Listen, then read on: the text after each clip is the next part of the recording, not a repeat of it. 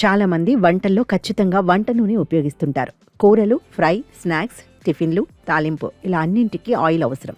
ఇక chicken, mutton వంటి non veg వండటానికి ఆయిల్ వాడుతుంటారు. వంట నూనె ఉపయోగించడం వల్ల రుచి పెరుగుతుంది. అంతేకాకుండా కూరగాయ ముక్కలు లేదా మాంసం ముక్కలు బాగా వేగాలంటే నూనె తప్పనిసరి. వంటల్లో నూనె వాడటంలో తప్పులేదు, కానీ దానికి ఓ లిమిట్ ఉంటుంది.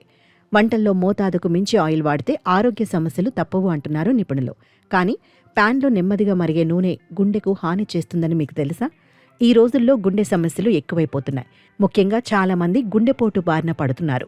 అందుకే గుండె ఆరోగ్యంపై ప్రత్యేక శ్రద్ధ తీసుకోవాలి. ఎల్లప్పుడూ ఒకే నూనెను ఉపయోగించే బదులు సమతుల్య నూనెల మిశ్రమం మంచిదని నిపుణులు అంటున్నారు.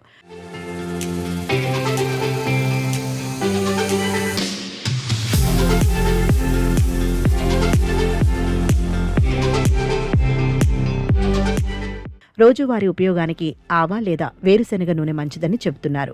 శరీర బరువు, వయస్సు, శారీరక శ్రమ, వైద్య పరిస్థితుల్ని బట్టి నూనె అవసరాలు మారుతూ ఉంటాయి.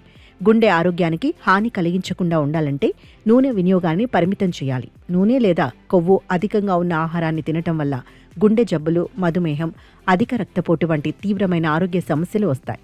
నూనెను ఎంచుకునేటప్పుడు ఆరోగ్యకరమైన ఎంపికల్ని ఎంచుకోవటం కూడా ముఖ్యం. ఆలివ్ నూనె, రైస్ బ్రౌన్ ఆయిల్, ఆవ నూనె వంటివి గుండె ఆరోగ్యానికి మంచిదని భావిస్తారు. ఎందుకంటే ఈ నూనెల్లో ఒమేగా 3 మోనోసాచురేటెడ్ కొవ్వు ఆమ్లాలు పుష్కలంగా ఉంటాయి. నూనె రకాన్ని కూడా పరిగణించాలి. ఎందుకంటే చాలా నూనెల్లో గుండెకు హానికరమైన ట్రాన్స్ ఫ్యాట్ ఎక్కువగా ఉంటుంది.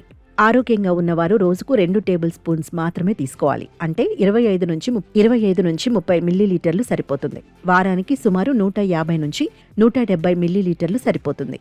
అయితే ఈ మొత్తం వంట నూనె గురించి మాత్రమే. ఇందులో వేయించిన ఆహారాలు, బేకరీ వస్తువులు, ప్రాసెస్ చేసిన ఫుడ్స్ ఉండవు.